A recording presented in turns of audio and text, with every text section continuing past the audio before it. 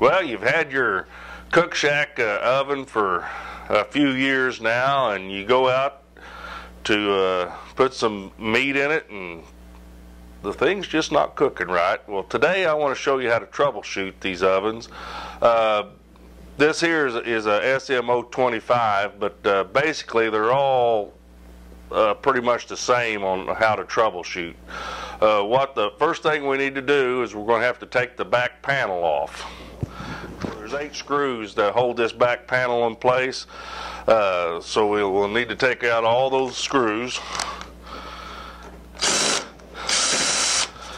An electric drill is wonderful for this.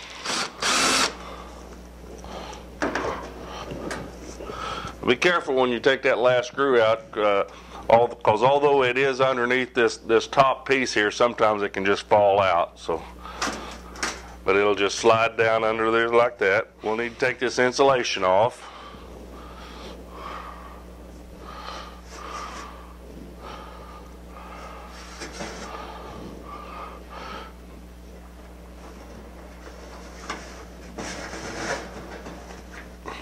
Be careful when you take this off that you don't pull any wires loose.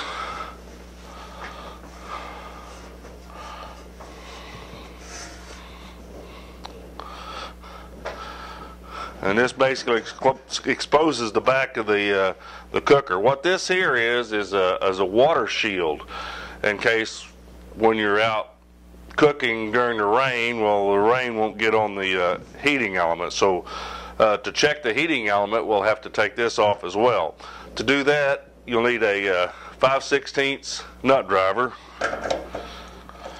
We take the shield off. So you got a problem with your oven. It says that it's cooking and the controller acts like it's cooking, but the heating element's not getting hot.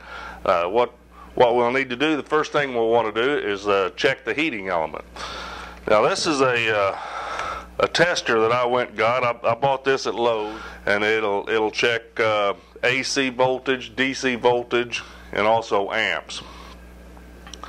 What we'll want to do is we're going to check and see on all these ovens. What we'll want to do is check the voltage. So make sure the oven is turned on. And it's saying cooking, and then just check, put one tester here, one tester here to see if we got voltage. If we've got voltage, then at the element and the element's not getting hot, then the element's bad.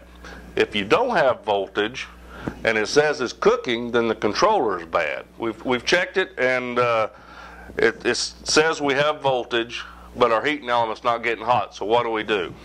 Well, first thing you need to do is unplug it and remove these 2 screws that hold the element, that hold the wires on the element.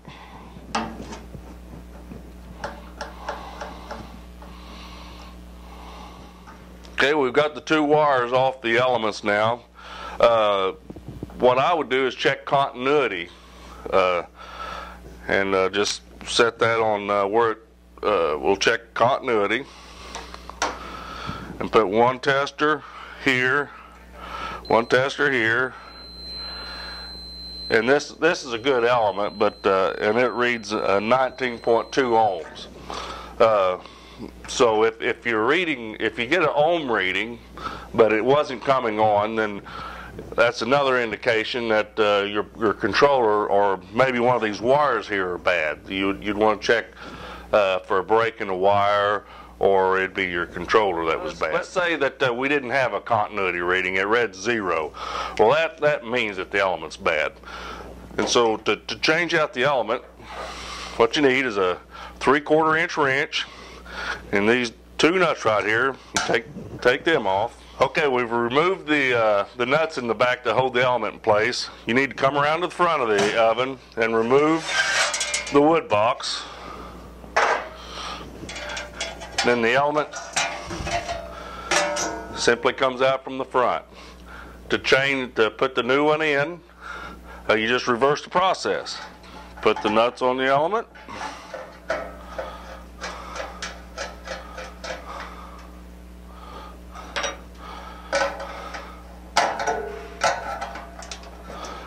Now when you're putting the element back in, just remember, don't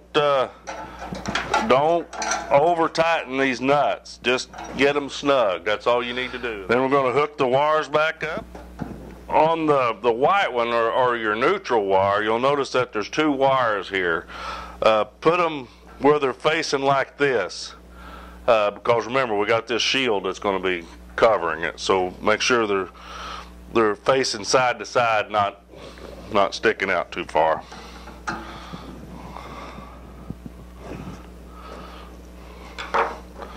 Replace the moisture shield. Okay, now basically that's how we change the heating element. Another thing that could possibly go wrong, it doesn't happen a lot, but is the temperature sensor. You may have to change out your temperature sensor at one point or another. This is the sensor. Now this is for the SM025, 45, and SM66, the AmeriQ. The 009-2 is different, but basically what you do to change this out is just take these two nuts off, and this thing will just come out from behind itself, and there's a plug up underneath here that you'll just remove and replace it. It's real easy to change out, but this is the temperature sensor. And to put this back together, you just put the insulation back the way it was, hide all the wires. You have basically two layers of insulation, and your wires go in between the two layers. And then after your insulation's all back, you put the back panel back on, you're back to smoking. Well, I hope this has been helpful. Like I said, basically all our residential ovens work the same way as far as troubleshooting goes. But if you ever have any problems or any questions at all, please don't hesitate to call me. My name is Bill Weiss. I'm working customer service, technical support, so feel free to call me anytime at 800-423-0698, or you can look us up on the website at www.cookshack.com.